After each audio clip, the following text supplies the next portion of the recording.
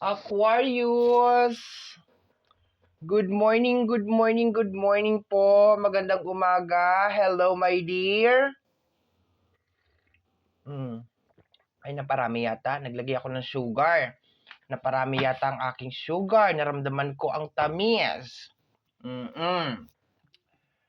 So, hello, my dear. Welcome back sa ating YouTube channel, Facebook page, or TikTok, kung saan mo man ito mapapanood, my dear. Ayan.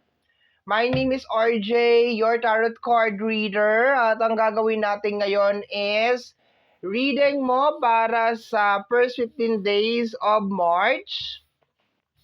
This is from March 1 hanggang March 15, 2026. And this is a general reading. So reminder, paalala lamang po na ang gagawin natin ngayon ay general reading. So hindi po ito 100% na magre-resonate para sa ating lahat. So please, my dear, lower your expectation pagdating po sa mga general reading. And para po sa private reading naman, ilalagay ko, my dear, yung mga details and information sa description box down below. Minsan, my dear, pagdating sa Facebook, hindi na ako naglalagay ng details kasi pwede ka naman mag-direct message sa akin doon. Ganon din, my dear, sa TikTok. Pwede ka naman mag-direct message sa akin. Okay? So, let's go na tayo, my dear Aquarius. Ayan. Balak ko mag-live very soon. Magbebenta lang ako ng lupa.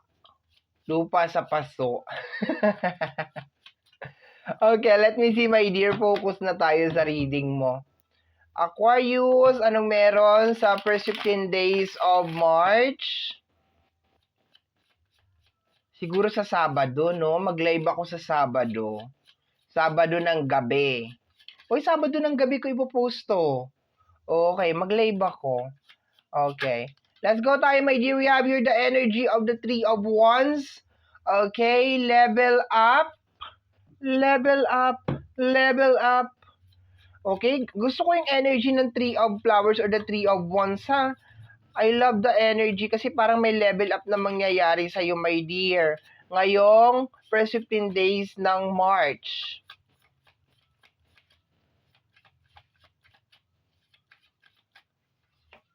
Okay, the Jack of Hearts. Lalo na, my dear, sa yung emotion. Okay? Parang may moving on, moving forward, moving on na nang mangyayari dito, my dear, sa area na to. Okay? Parang magbibitaw ka na, my dear, yun na nakukuha ko dito. Kasi this is the energy of the Page of Cups. Okay, bibitaw ka na, my dear. Bibitaw ka na sa isang connection, isang emotional something, okay? Isa pa sa nakukuha ko dito, my dear, is more on upgrade. If you have any business, okay?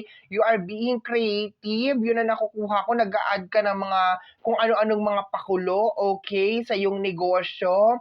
Sa work naman, my dear, okay, parang nakakaisip ka ng mga panibagong work. Baka this is the time na nag-iisip ka na baka gusto mong mag-abroad. Okay, yun na nakukuha ko. Gusto mong mag-abroad or gusto mong magkaroon ng ibang trabaho, or kung itong trabaho mo na to baka gusto mong mag-resign dito at gusto mong mag-apply pa ulit ng panibagong trabaho kasi very powerful yung combination ng Three of Flowers at saka ng Three of Hearts. Very powerful tong combination na to, my dear.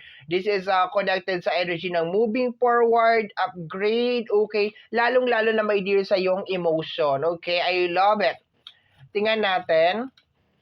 We have here the King of Wands action. Okay, the unstoppable na energy. King of Flowers or the King of Wands action card to, my dear. Oh, 'di ba? Pasulong yung energy na 'yan. We have here the Three of Sword. Okay, ayan. Three of Sword is heartbreak, disappointment. Okay, sabi ko nga, if galing ka sa sa breakout, ano yun, mukha, pimples, no, break up, okay, sorry naman, no, breakout, ano yun, sa mukha yun, okay, pimples yun, my dear, kung kagagaling mo sa sa breakout, ay, break up, sorry naman. Okay, paulit-ulit tayo dyan. Teka, lagok muna tayo ng coffee. Mukhang tulog pang aking diwa. Okay, kung kagagaling mo lang sa hiwalayan, ganun, wag na kasi mag-English.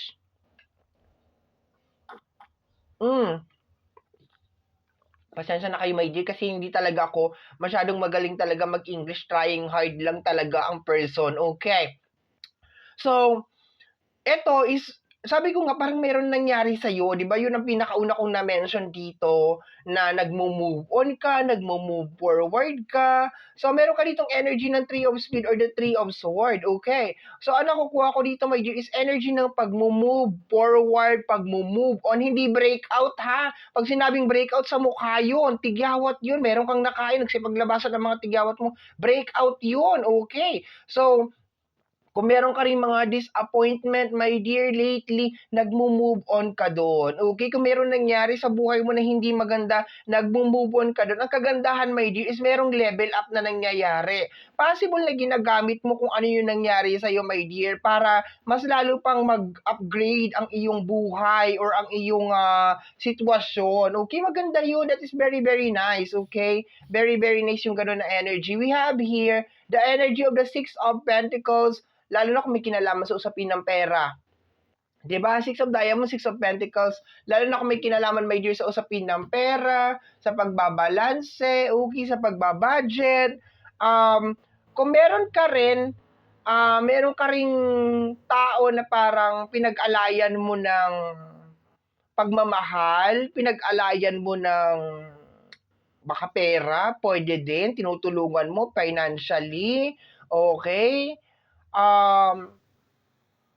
I think medyo nagwi-withdraw ka, my dear, like medyo nag-aano ka, nagmi-minor, okay, nagbabak teka, parang gano'n, naglalaylo ka, my dear, sa pagbibigay ng pagmamahal sa tao na 'yan, sa pagsusuporta sa tao na 'yan, medyo mi-minor ka, my dear, okay. Possible na baka may ginawa 'tong tao sa'yo na ito, okay, may ginawa siya sa'yo kasi meron kang Three of Sword, okay? Isa pa sa nakukuha ko, my dear, if meron kang mga inumpisahan, okay? Like for example, meron kang negosyo, nag-start ka ng business, nag-start ka ng relationship, tapos hindi nag-work according sa kagustuhan mo, yung hindi nag-work according to plan, okay? Kung ano man yung bagay na yan, nakukuha ko dito, my dear, na imbes na, yes, na-hurt ka, nasaktan ka, pero hindi to the point na parang susukuan mo na yung bagay na yon. Meron lang mga konting pagbabago na mangyayari doon sa area of responsibility na yon, okay? I love yung energy, my dear Aquarius, okay? I love yung energy. Kasi, nagmo-move forward ka. We have here the energy of Four of Diamonds, nagtitipid. Okay, lalo sa pera, pagtitipid. Okay, savings, nag-iipon. Mas inaaral na kung saan dadalhin ang pera. Mas iniintindi na kung ano yung mga importante. Hindi na pinaiiral ang emotion, ang puso. Okay, yun ang nakukuha ko dito. Alam mo, may isa pang nakukuha ko dito. Possible, my dear, na sinaktan ka ng isang fire sign. Aries, Leo, and Sagittarius, fire sign na lalaki. Okay? Sinaktan ka nito, my dear. Like, meron siyang ginawa. Okay? Na heartbreak ka dito sa lalaking ito. Fire sign, ha? Aries, Leo, and Sagittarius. Okay? Kung hindi ako nagkakamali, itong fire sign na to, kasi medyo matured na siya, mga nasa around 46 years old, mga ganyan, nasa 40 na ito, okay? Isang water sign din ang nakukuha ko dito, my dear, lalaki pa rin.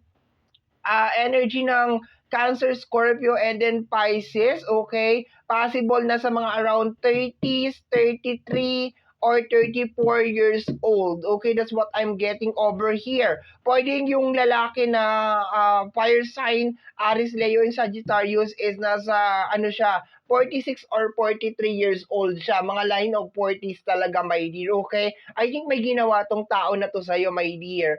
Nakukuha ko, my dear, na parang you give a lot of love, okay, sa tao na ito. Pero, parang hindi niya napahalagahan kung ano yung binigay mo sa kanya, okay? Kung puwedeng love, puwedeng pera, okay, ang binigay mo sa kanya pero hindi niya napahalagahan. Kaya this time, my dear, pagsampa ng first 15 days of March, medyo nagme-minor ka talaga, okay? Na talagang slow talaga yung iyong energy dito, my dear, okay? And then nagpo-focus ka, my dear, sa upgrade ng buhay mo, sa upgrade ng negosyo mo, sa upgrade ng buhay mo, lalo my dear sa usapin ng pinansyal. I can see some savings, my dear, dito sa area na to. Nagsisave ka, nag-iipon ka, nagiging aware ka na kung saan mo dinadala yung pera mo, yung mga pinagkakagastusan mo, okay? Talagang ino-organize mo na talaga siya. Maganda siya, my dear, very, very nice yung energy.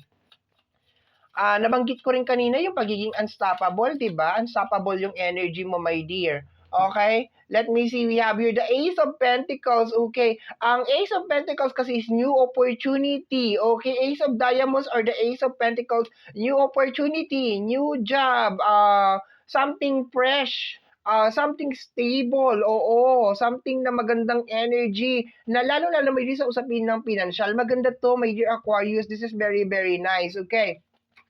We have here the Ace of Hearts. Wow, dalawang ace, my dear. Nakuha mo, oh. Dalawang ace over here. The Ace of Hearts and the Ace of Pentacles, okay? The Ace of Cups and the Ace of Pentacles. Ang nakukuha ko dito, my dear, is something na parang may kinalaman sa releasing. Okay. Talagang nagre-release ka, lalo na, my dear, sa yung emotion. Okay. Siguro yung mga energy na hindi naman talaga nakakatulong o hindi naman talaga nakaka-contribute talaga sa'yo is talagang nire-release mo. Congratulations, my dear, kasi hindi ka na-stuck, okay, sa kabila ng possible na ginawa sa'yo nitong dalawang energy na ito na sagap ko, energy ng water sign at saka energy ng fire sign, okay? Hindi ka na-stuck, bagkus ang ginawa mo is nag-move forward ka or ginamit mo pa nga, my dear, kung ano tong situation mo na ito, kung ano tong nangyari sa'yo, para mag-upgrade ka, my dear, sa buhay. Congratulations, my dear Aquarius, napakaganda. Expected mo, my dear, na sa mga darating na araw, sa mga darating na buwan, sa darating na mga panahon, possible na baka meron kang travel over here sa energy ng Three of Wands. Pwede itong long distance, pwede itong dito lang, malapit lang, okay? And may kinalaman to, my dear, sa opportunity, okay? Sa upgrade ng buhay mo. Very, very nice, okay? So, my dear Aquarius, thank you so much sa pagsama sa akin sa ginawa nating pasilip sa yung first 15 days ng March. I hope and pray, my dear Aquarius, na nagustuhan mo ang ginawa natin na reading. And always remember, my dear, na ang ating mga cards ay gabay lamang, tayo pa rin po ang gumagawa ng ating kapalaran. Maraming salamat po.